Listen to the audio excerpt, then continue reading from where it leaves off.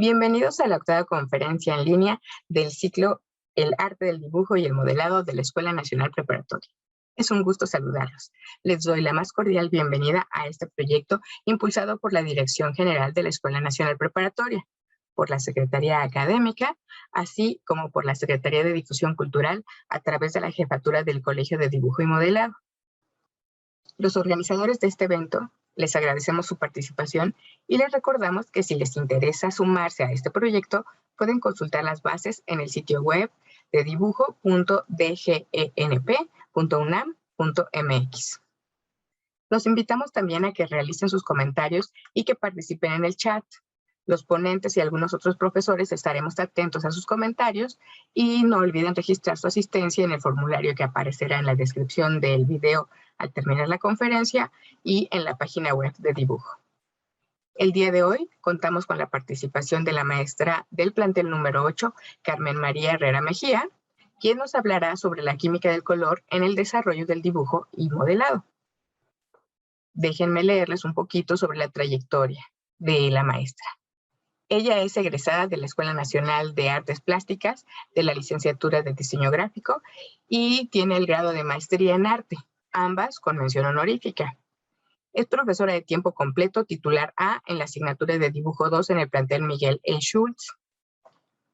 Cuenta con 3 diplomados impartidos por la UNAM.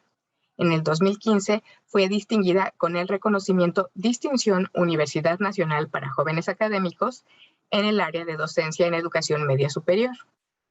Actualmente mantiene el nivel D en el programa de primas al desempeño del personal académico de tiempo completo de la UNAM.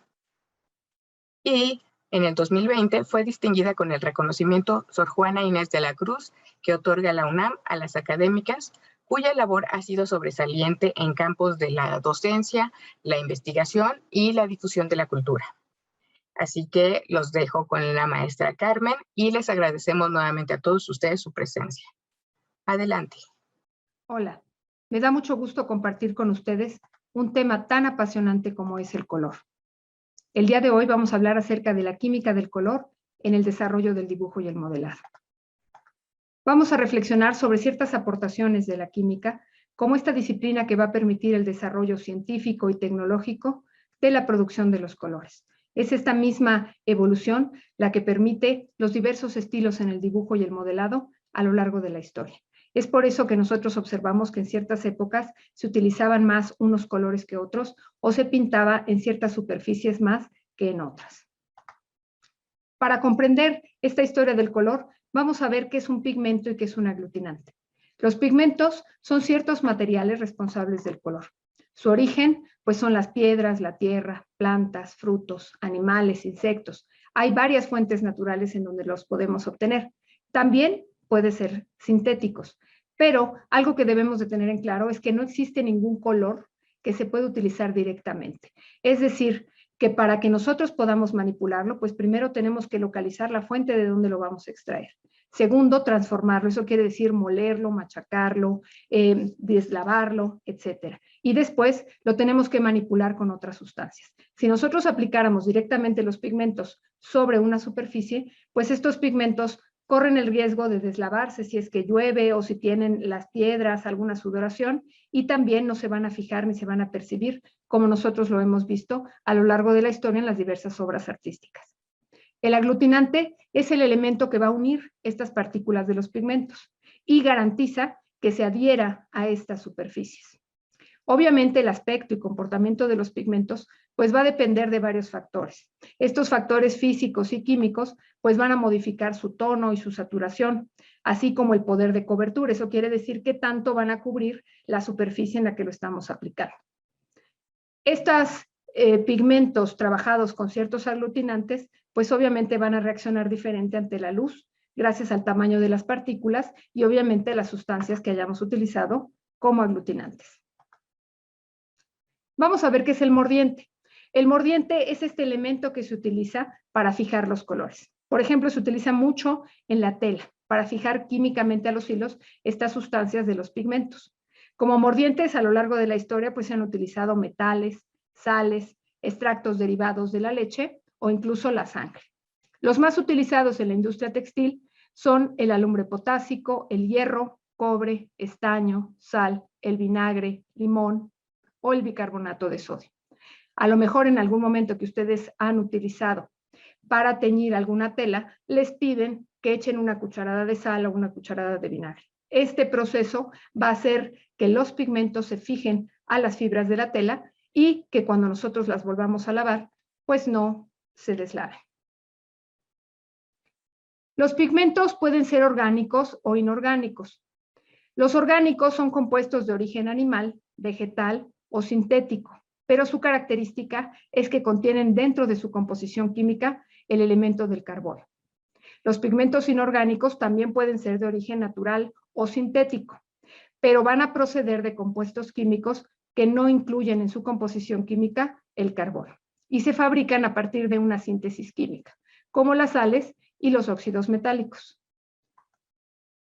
Para comprender toda esta historia de los pigmentos, pues no podemos dejar de mencionar al gran trabajador padre que se le ha llamado de la toxicología, que es Paracelso.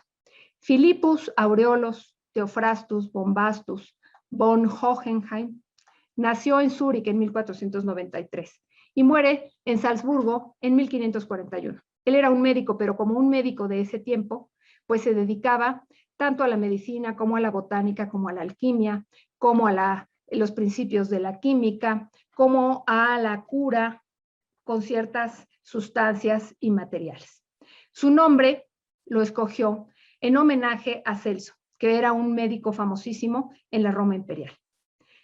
La mayor aportación de la ciencia médica que tuvo Paracelso, pues fue la introducción de fármacos de origen mineral, químico o alquímico, como se conocía en ese momento. Es el tratamiento de diversas patologías el que él trabaja con estas sustancias. Hasta el momento en el que vivía Paracelso, la farmacopea estaba prácticamente limitada a drogas clásicas de origen vegetal, conocidas desde la antigüedad y enriquecidas por la medicina del Islam. ¿Por qué tiene que ver esto con los pigmentos? Pues porque antiguamente los alquimistas pues eran médicos, pero también eran tintoreros, pero también fabricaban las medicinas con las cuales se curaban a las personas. Una de las frases más famosas de Paracelso es que la dosis es la que hace al veneno. Y es una frase célebre de la toxicología, ya que nos hace referencia a que todas las sustancias son venenosas, que no existe ninguna que no lo sea. ¿Cuál es la dosis? Pues la que nosotros demos, la que va a ser la diferencia. Un veneno puede ayudarte a sobrevivir. La única diferencia está en la cantidad que utilices. Es por ello esa creencia que en la antigüedad muchos de los pigmentos o las sustancias que se usaban para generar los pigmentos se daban también como medicinas para curar ciertos tipos de dolencia. Y lo vamos a ver de acuerdo al desarrollo de la historia de los colores. La historia de los pigmentos pues nos va a remitir a la historia de la ciencia, a la tecnología. La paleta de colores, es decir, los colores que se han utilizado en las distintas épocas a lo largo de la historia, pues van a dar cuenta del tipo de materiales a los que tenían acceso, el grado de desarrollo tecnológico que había en ese momento y el tipo de conocimientos científicos que se poseía en una época terminada. Entonces, si nosotros queremos conocer cuál era el grado científico y tecnológico de cierta época, pues los colores nos van a indicar también hasta dónde había llegado la humanidad en ese momento. Vamos a hablar de los colores de la Tierra. Estos se producen mediante pigmentos de origen mineral. Son de muy fácil obtención y se fabrican a partir de la pulverización de tierras minerales, que son ricas en óxido de fierro. En su mayoría, los tonos son rojizos, marrón, anaranjados, ocres. Los tonos ocres, pues van a ser muy abundantes. Por eso es que los primeros seres humanos localizaron estas vetas o lugares donde conseguían este tipo de pigmentos y los extrajeron. Los pulverizaron y crearon un modo para adherirlo, o sea, utilizaron ciertos aglutinantes. Con la mezcla que ellos generaron, pues lo pudieron aplicar en ciertas superficies como las paredes. Y también utilizaron el agua que estaba en las cuevas, que es rica de carbonato de calcio, para adherir y conservar el color. Y es por eso que todavía nosotros podemos observar estas pinturas rupestres. Gracias a la mezcla de estos pigmentos con su propio aglutinante y cómo reaccionó con esta mezcla de carbonato de calcio que le sirvió de fijador. Los pigmentos se mezclaban con algún tipo de aglutinante como grasa o agua, incluso también la sangre. Se formaban pastas o pinturas y daban diferentes consistencias. Estas consistencias también ayudaron a producir diferentes efectos visuales, porque no es lo mismo que esté muy diluido el pigmento a que se sienta mucho más espeso. Y con eso daban ciertos tonos a los animales o personajes que pintaban en las paredes. Aquí hay un ejemplo de un bisonte de la cueva de Altamira, que más o menos tiene unos 20,000 años, que todavía se conserva, y tenemos otro con relación al modelado, a la escultura.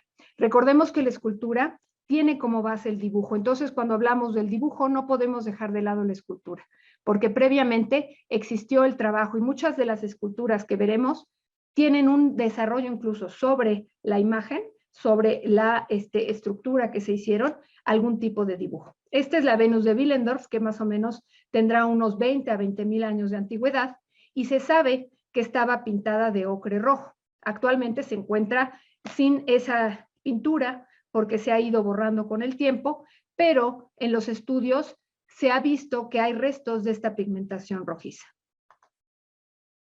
¿Ustedes sabían que existió un color producido con el polvo de las momias del Antiguo Egipto? Pues bueno, la industria de los colores tiene historias tan sensacionales como esta. Este pigmento se le conocía como marrón momia, marrón egipcio.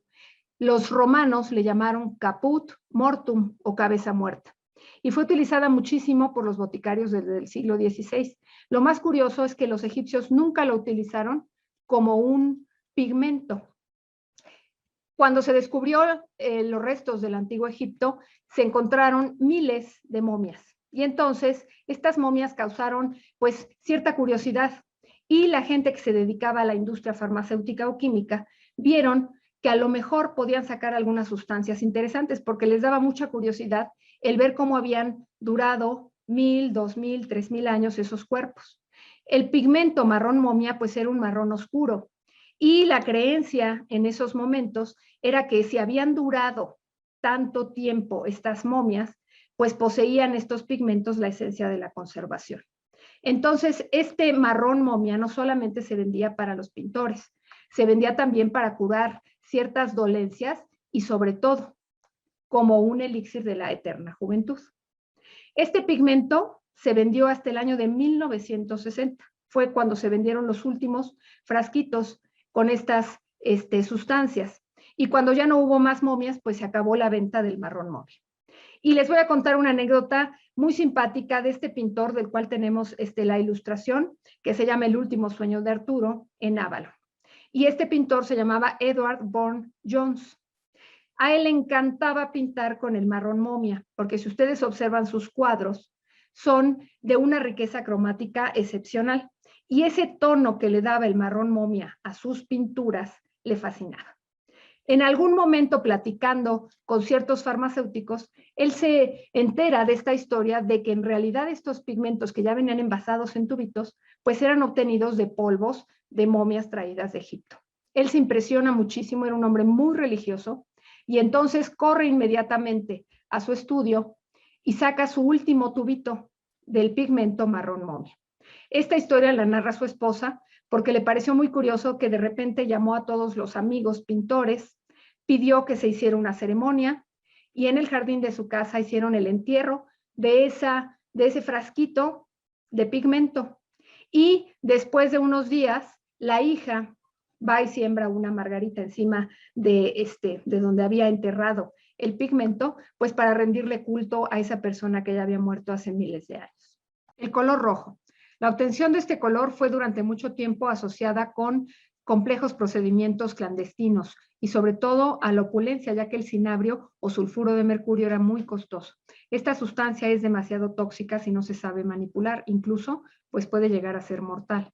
En la antigua Roma se purificaba y se molía para producir este pigmento, el cual era muy, muy costoso y solamente lo podían pagar pues ciertos nobles que eran muy ricos y que mandaban pintar sus casas con murales en este color. Y tenemos este maravilloso fresco de la Villa de los Misterios que se llama La Flagelada y la Bacante como un ejemplo de este tipo de arte que se desarrolló a partir del color.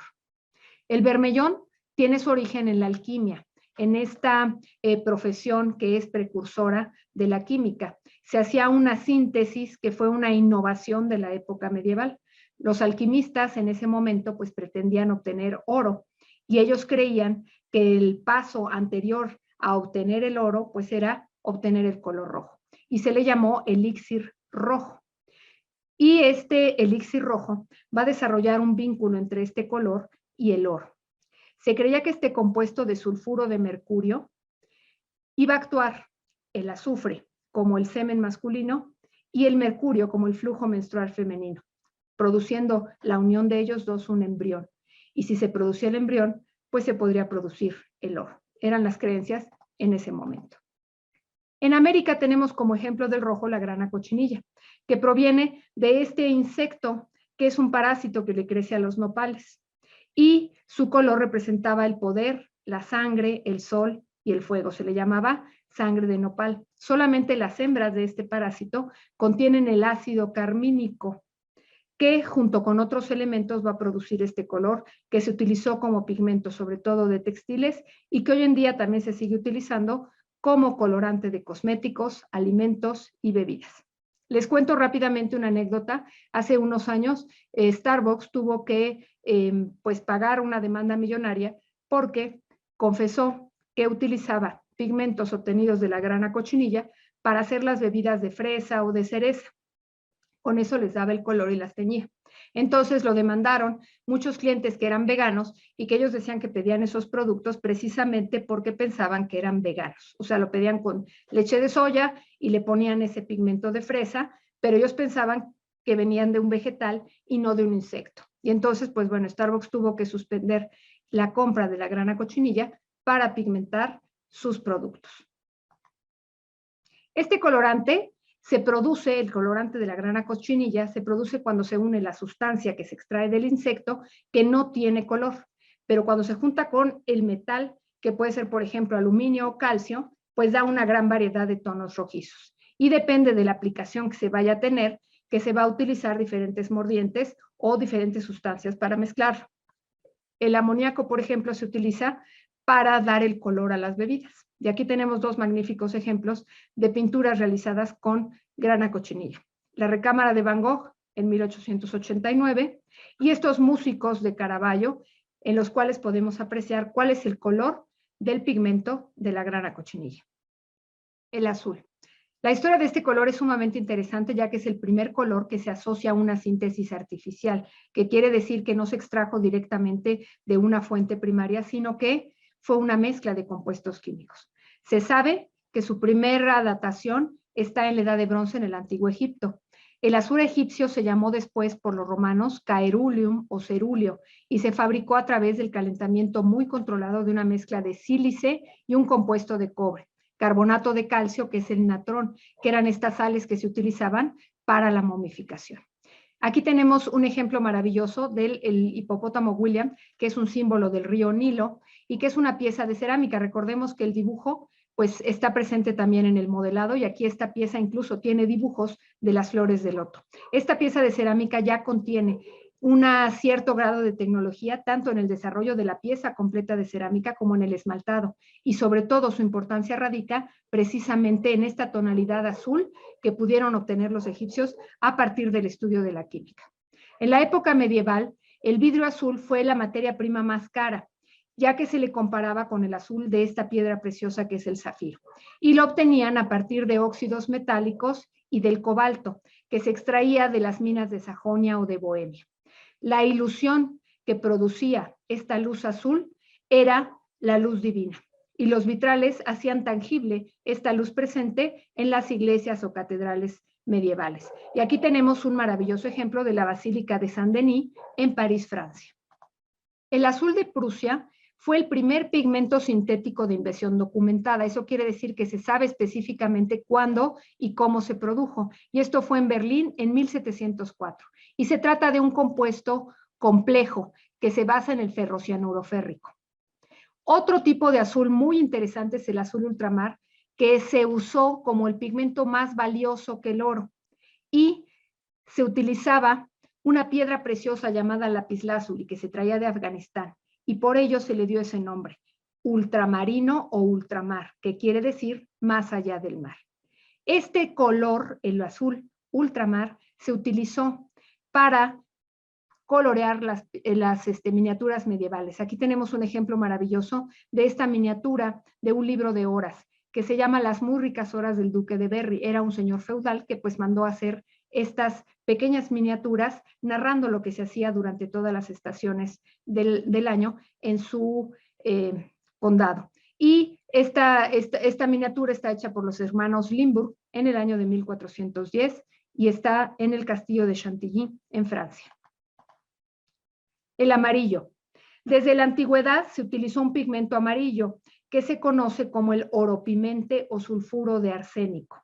Este es un mineral especialmente peligroso cuando se manipula. Se produce un color muy hermoso, el amarillo. Es opulento, es brillante, se parece al oro, por eso se llama auripigmentum, que es color de oro. Se le dio también ese nombre. Sus partículas machacadas brillan con esta luz reflejada. Aquí hay una imagen de este mineral y este oropimente se utilizaba también en la medicina. Imagínense nada más que los griegos, a pesar de que era una sustancia sumamente venenosa, creían que evitaba la pérdida del cabello. Entonces daban, como decía Paracelso, pequeñas dosis de este mineral para evitar precisamente la caída del cabello. Aquí tenemos un maravilloso manuscrito medieval en el cual, en lugar de utilizar el oro como el metal directamente, utilizaban el auripigmentum para dar esta sensación del metal dorado. Es el libro de Kells del siglo VIII y está pigmentado sobre piel de cordero. El dorado, desde la antigüedad, pues se utilizó el metal directamente. Es un metal muy maleable y se utilizó junto con otros elementos. Para el modelado hubo que hacer aleaciones del oro que se hacían con plata o con cobre y que representaban pues ciertas figurillas de gran importancia. La técnica de pintar con oro se conoce como crisografía y se realiza en ella primero el dibujo con el mordente, que en este caso va a ser un adhesivo con base en aceite. Cuando este adhesivo o mordente se seca, queda pegajoso y se pueden aplicar estas láminas, pan u hoja de oro que se llaman, y después con una brochita se eliminan los sobrantes, y es como se fabricó esta extraordinaria pintura, que es el retrato de Adele Bloch-Bauer en 1907 por el extraordinario artista Gustav Klimt. El blanco. El blanco también, como los otros pigmentos, pues tiene historias muy curiosas, a pesar de que es un tono que se utiliza casi siempre con relación a otros, pues va a tener una historia también muy interesante. Por ejemplo, el blanco de titanio, a diferencia de lo que se piense, es un color muy puro y brillante. Tiene una tonalidad muy cubriente y homogénea y se fabrica con dióxido de titanio. Obviamente tiene un alto concentrado de coloración y es resistente a ciertos ácidos y álcalis. De los pigmentos más antiguos, pues vamos a tener el sulfato de calcio, que ahí hay como muestra, una muestra de esta piedra, de este mineral, y vamos a tener también el blanco de España, que se le conoció también como albayalde. Se trataba de un carbonato de plomo. Los egipcios conocían un proceso para su obtención hace más de 2500 años y lo hacían reaccionar con hojas de plomo y vinagre. Tenemos también como ejemplo el blanco de zinc, que es un óxido de zinc que ha sido adaptado para fines pictóricos y artísticos. Es de un tono muy blanco, muy puro, casi fluorescente, quiere decir que va a tener una dimensión mucho más luminosa y tiene una gran intensidad de pigmentación. Algo bien curioso es que en Grecia las esculturas que se fabricaban en esos mármoles tan blancos no estaban hechas para que quedaran con esos mármoles blancos, en tono blanco. Pero cuando fueron descubiertas después de muchos años, enterradas o en ciertos templos, ya habían perdido la pigmentación con la cual los artistas que las habían elaborado las habían decorado. Cuando vieron estas esculturas tan perfectas y también relacionadas de la antigua Grecia, pues tanto los artistas del Renacimiento como después los neoclásicos pensaron que la idea de perfección y belleza de los griegos era que estas imágenes o figuras estuvieran así, precisamente con esa blancura de piel que muestran las esculturas griegas. Y entonces, esta influencia de Grecia, de estas esculturas que no tenían pigmentos, se volvieron un estilo para las esculturas tanto del Renacimiento como del Neoclásico, a pesar de que en su origen pues no fueron ideadas para estar sin color. El negro. Los primeros pigmentos negros pues fueron creados con mezclas de óxido de manganeso, de bario. Algunas veces se utilizó carbón vegetal y huesos de cuernos quemados. Este carbón, el hollín que produce, se utilizó como pigmento. El negro del humo, cuando nosotros hacemos una fogata y queda este humo atrapado, pues contiene cerca del 10% de carbono, 84% de fosfato de calcio y 6% de carbonato de calcio. La corteza y raíz del nogal se utilizaban como pigmentos. Estas manzanas de roble eran unas larvas de insectos que se recubrían de un derivado de la savia de ciertos árboles europeos y se ocuparon en la época medieval para producir pigmentos negros sumamente intensos y se pusieron muy de moda precisamente en la época medieval. Después, cuando aparece el luteranismo, el protestantismo en Europa, que la gente, para recatarse y no caer en los excesos de los placeres, empezó a vestirse de negro, entonces requirió mucho de estos pigmentos negros e incluso también se volvió una moda en la pintura, por ejemplo, que aparecieran estos personajes con todo el carácter que tenían como a lo mejor pastores de alguna iglesia protestante, todos cubiertos o vestidos de negro. Y esto es muy famoso pues en las pinturas, sobre todo flamencas, de Holanda, de Bélgica, del norte de Alemania. ¿Ustedes saben qué es la fluorescencia o fosforescencia o en qué se diferencian? Pues ambas se refieren a la emisión de luz por un átomo o molécula. Y son dos casos de fotoluminiscencia. La fluorescencia es un fenómeno mediante el cual se producen sustancias que emiten energía en forma de luz, siempre y cuando reciban o sean irradiadas con luz ultravioleta. Es una propiedad que se crea a base del flúor, producido por la fluorita. Produce un gas. Esta fluorescencia da a ciertas fuentes de luz, como los LED o láser, un cierto funcionamiento. Permiten crear dispositivos emisores de luz con alta persistencia y se utilizan sobre todo en señales o en anuncios en colores neón para atraer la atención. En la naturaleza también ciertos animales utilizan la fluorescencia para indicar que son peligrosos o que son venenosos. Y aquí tenemos este ejemplo de este escorpión, el cual al recibir ciertos rayos lumínicos de la luna, tiene este color fluorescente. La fosforescencia almacena la energía y permite poco a poco y durante varios minutos o a veces horas que esta energía luminosa pues se vaya reproduciendo. No existe una elevación de la temperatura, pero ciertos organismos marinos o animales o plantas pueden producir también este tipo de efecto. En la industria pues se ha añadido a ciertos elementos como manecillas de los relojes, ciertos tipos de señalizaciones o lámparas para la oscuridad. De manera común se produce con el elemento fósforo, que es una sustancia muy reactiva y que se oxida espontáneamente en contacto con el oxígeno atmosférico. Este proceso es conocido como fosforescencia, pero no siempre se utilizó el fósforo para generar la fosforescencia. En el año de 1602, el zapatero Cascariolo va a descubrir un mineral que es la barita y su fórmula química, ya como sulfato de bario, al pulverizarlo y calentarlo, obtiene un compuesto que también absorbe la luz y emite una luz roja en la oscuridad. Y entonces se empezó a utilizar desde épocas muy antiguas, pues este sulfuro de bario para poder generar sustancias fosforescentes. Actualmente se utiliza el sulfuro de zinc para producir este efecto colorido.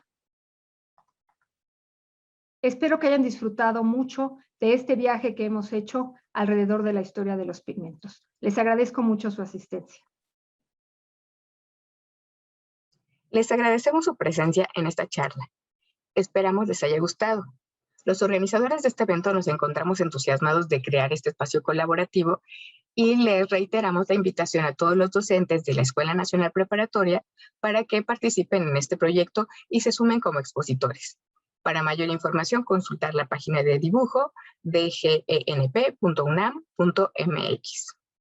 Los invitamos a que nos acompañen en la siguiente conferencia que se titula El lenguaje visual del arte popular. Lo va a impartir la profesora Tania Alinka García Gallardo el próximo viernes 29 de octubre a las 12 horas. Muchas gracias y les deseamos que tengan una muy buena tarde y un excelente fin de semana. Hasta luego.